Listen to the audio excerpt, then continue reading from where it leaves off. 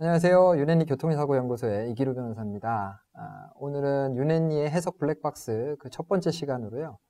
블랙박스 영상을 보면서 과연 이 사고가 과실 비율은 어떻게 부담을 하게 될지, 또 그 법률적인 해석과 결론은 어떻게 될지에 대해서 여러분들과 함께 알아보고자 합니다. 먼저 준비된 영상을 같이 한번 보시죠.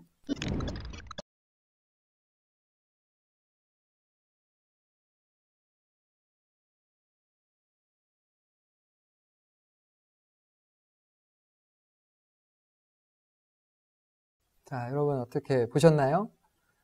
이 사고 같은 경우에는 갑자기 2차선을 지나가고 있던 자전거가 블랙박스 영상을 찍힌 차량의 앞쪽으로 갑자기 뛰어들어서 발생한 사고인데요. 이러한 사고 같은 경우에는 운전자 입장에서는 갑자기 들어온 이 자전거 운전자 어떻게 피할 수 있겠냐, 이렇게 얘기를 할 수도 있고요. 또 자전거 운전자 입장에서는 내가 자전거로 운전하고 있는데 어떻게 차로 가서 감히 나를 칠 수가 있느냐, 피해를 모두 배상해라, 이렇게 주장을 할 수도 있을 것 같아요. 그래서 이런 사건들을 많이 처리해본 변호사의 입장에서 이 사고를 검토해보면 과실 책임은 자전거로 운전했던 운전자가 100% 부담하는 게 맞지 않을까라는 생각이 듭니다. 그 이유에 대해서 좀 더 한번 영상을 다시 보면서 설명을 드릴게요. 블랙박스 차량은 1차선으로 그렇게 빠르지 않은 속도로 주행을 하고 있는 것처럼 보입니다. 자, 택시가 앞을 지나면서 오른쪽에 자전거가 나타나는데요. 자, 이 앞을 지나가고 있을 때까지도 자전거 운전자는 앞쪽을 향해서 그냥 진행을 하고 있어요. 근데 갑자기 차선을 변경하는 듯 하더니 이 차량 앞까지 끼어 들어옵니다.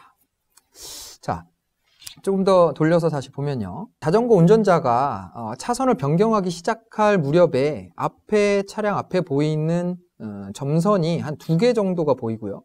블랙박스의 경우에는 차량이 앞쪽에 설치가 되어 있기 때문에 운전자가 있는 시야상으로 봤을 때 더 가까운 곳에서 자전거 운전자가 갑자기 차선을 변경하는 그런 느낌을 받았을 겁니다.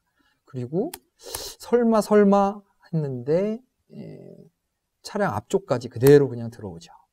자, 법률적으로는 교통사고에 있어서 교통과 관련된 관여자들은 서로 교통법규를 지키면서 운전할 것이다 라는 신뢰하에서 움직이면 되고요. 그리고 그러한 신뢰를 저버리고 갑자기 돌출 행동을 할 것, 그런 것까지 예측해서 운전을 해야 된다라는 의무를 부과하지는 않습니다.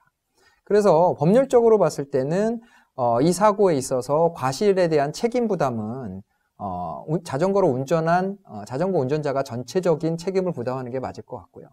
그리고 또 형사적으로는 교통사고로 발생하면 차량의 운전자는 처벌의 위험에 놓이게 되는데, 이러한 사고는 소위 말하는 자동차가 아닌 대인 피해라고 할 수 있는데, 대인 피해를 당했다고 하더라도 그 대인이 그 피해를 당한 사람이 모든 과실 책임을 부담하기 때문에 이 자동차 운전자는 형사적으로도 처벌을 받지 않습니다.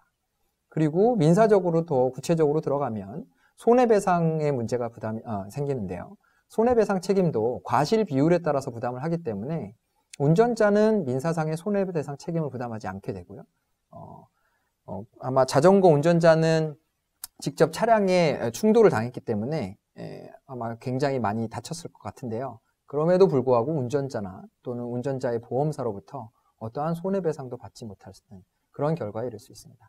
그래서 교통법규를 지키면서 운전을 해야 교통사고가 나더라도 민사적으로 또는 형사적으로 손해를 보지 않게 된다는 점 명심하시기 바랍니다. 지금까지 윤앤리 해석 블랙박스였고요. 여러분들 교통사고나 과실 비율 관련돼서 궁금하신 점이 있으면 언제든 제보 주세요.